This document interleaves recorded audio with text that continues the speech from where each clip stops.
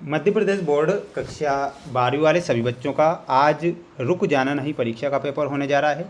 My dear friends, exam आपकी 2 बजे से स्टार्ट हो जाएगी, तो सभी छात्र इस क्वेश्चन पेपर को 2 बजे से पहले पहले याद करें, क्योंकि यहाँ से आपकी परीक्षा में प्रश्न आज बनेंगे। इसलिए आप सभी छात्र इस क्वेश्चन पेपर को पूरा देखेंगे और ध्यान से देखेंगे, ठीक है।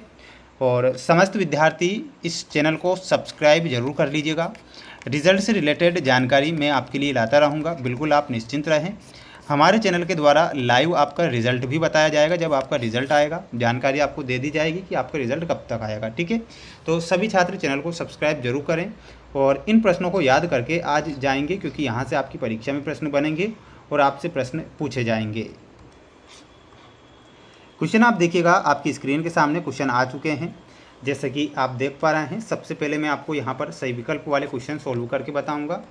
क्वेश्चन नंबर फर्स्ट है कि जो शुष्क बर्फ है वो क्या है। तो शुष्क बर्फ एक आणविक है, तो यहाँ पर आंसर आपका क्या हो जाएगा, आणविक सही आंसर के रूप में हो जाएगा। तो इसमें आपको आणविक लिखना रहेगा। बढ़ेंगे अगले क्वेश्चन की ओर। अगला क्वेश्चन देखिएगा, अगला प्रश्न है, किस यौगिक में 8:8 समन्वय संख्या पाई जाती है। तो इसमें आंसर आपका हो जाएगा CaCl में 8:8 जो होती है समन्वय संख्या पाई जाती है। तो ये बात आपको याद होना चाहिए। अगला क्वेश्चन आएगा कि रक्षी कोलाइड की तरह कार्य करने वाला सोल है, तो वह सोल क्या हो जाएगा, उसे हम बोलेंगे जिलेटिन। क्या बोलेंगे, तो यहाँ पर आपको जिलेटिन याद रखना है। रक्षी कोलाइड की तरह कार्य करने वाला जो सोल होता है वो जिलेटिन होता है, तो यहाँ पर आपको जिलेटिन याद होना चाहिए।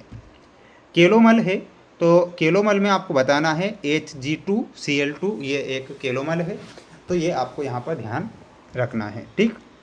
बढ़ेंगे अगले क्वेश्चन की ओर। सभी साथीगण विद्यार्थीगण इस क्वेश्चन पेपर को याद करके जरूर जाइएगा, और आप चैनल पर नए हैं तो चैनल को आपको सब्सक्राइब जरूर करना है। किस यौगिक में ऑक्सीजन +2 ऑक्सीकरण अवस्था प्रदर्शित करता है, यानी कि क्वेश्चन पूछा गया है कि किस यौगिक में ऑक्सीजन +2 ऑक्सीकरण अवस्था को प्रदर्शित करेगा। तो फिफ्थ का आंसर हो जाएगा OF2। क्या हो जाएगा, तो यहाँ पर आपको लिखना है OF2।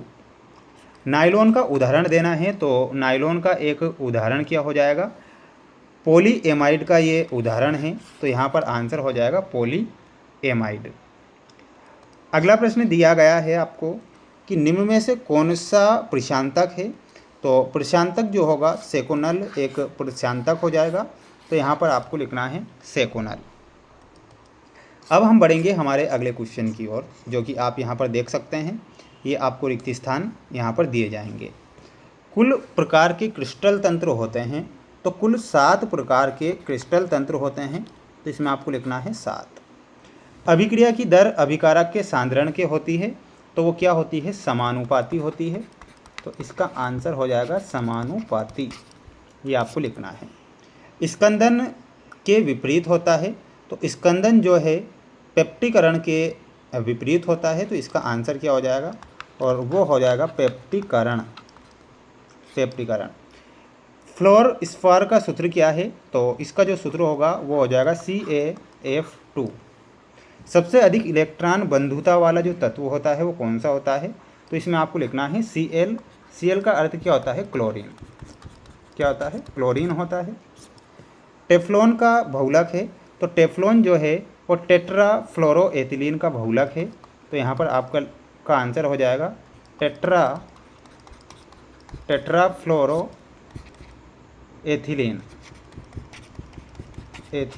ये आपको लिखना है। अगला क्वेश्चन जो कि आपको दिया गया है, फ्यूरासिन औषधि है, तो ये किस प्रकार की औषधि है, ये प्रतिरोधी औषधि है, तो यहाँ पर आंसर हो जाएगा आपका प्रतिरोधी। तो ये आपको ध्यान रखना है, स्क्रीनशॉट आप इसका ले सकते हैं और इन क्वेश्चन को याद जरूर करके जाना। ये आपकी जोड़ी रहेगी जो कि आप यहाँ पर देख पा रहे हैं, कांच। कांच में आपका सही आंसर हो जाएगा ऑप्शन नंबर जी, अक्रिस्टलीय ये ठोस होता है, तो इसमें आपको मिलाना है ऑप्शन नंबर जी से। इसके बाद देखिएगा यहाँ पर प्रश्न पूछा गया है आपसे, पहले देख लीजिएगा, धातुमल।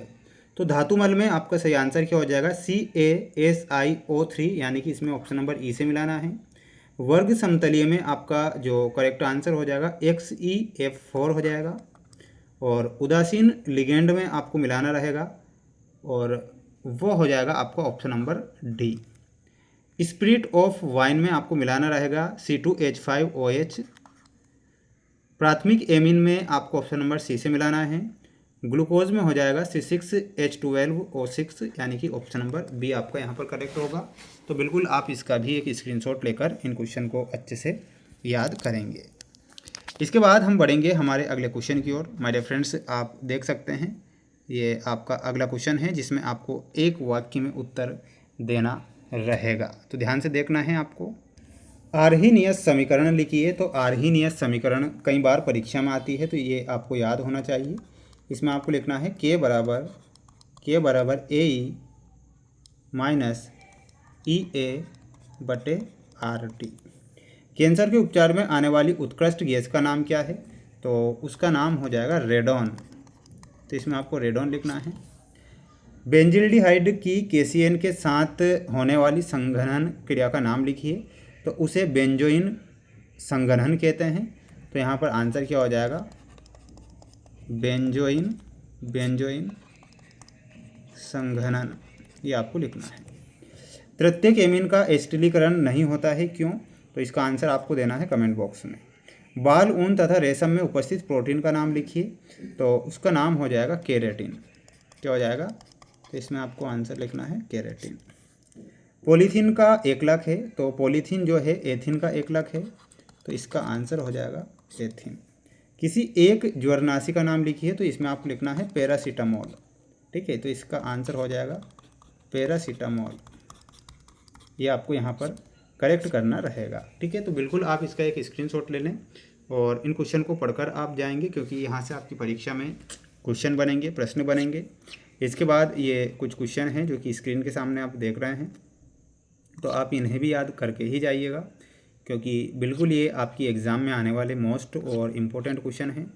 आपने हालांकि और भी वीडियो हमारे चैनल के द्वारा देखे होंगे, तो सभी सेट पेपर में डेली लेकर आ रहा हूँ, है ना। तो और आज आपके अंतिम पेपर है और कुछ सेट पेपर बच रहे थे जो कि मैंने यहाँ पर आपके कंप्लीट आज कर दूँगा। ठीक है, बिल्कुल पढ़ लेना है ना। ऑब्जेक्टिव टाइप क्वेश्चन सारे सत्य होने चाहिए आपके ना, तो ही आप पास हो पाएंगे एग्ज़ाम में।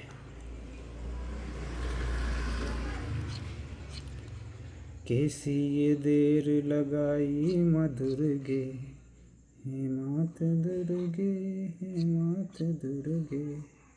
तो ये 19 के 19 क्वेश्चन हो चुके हैं ना। जय हिंद।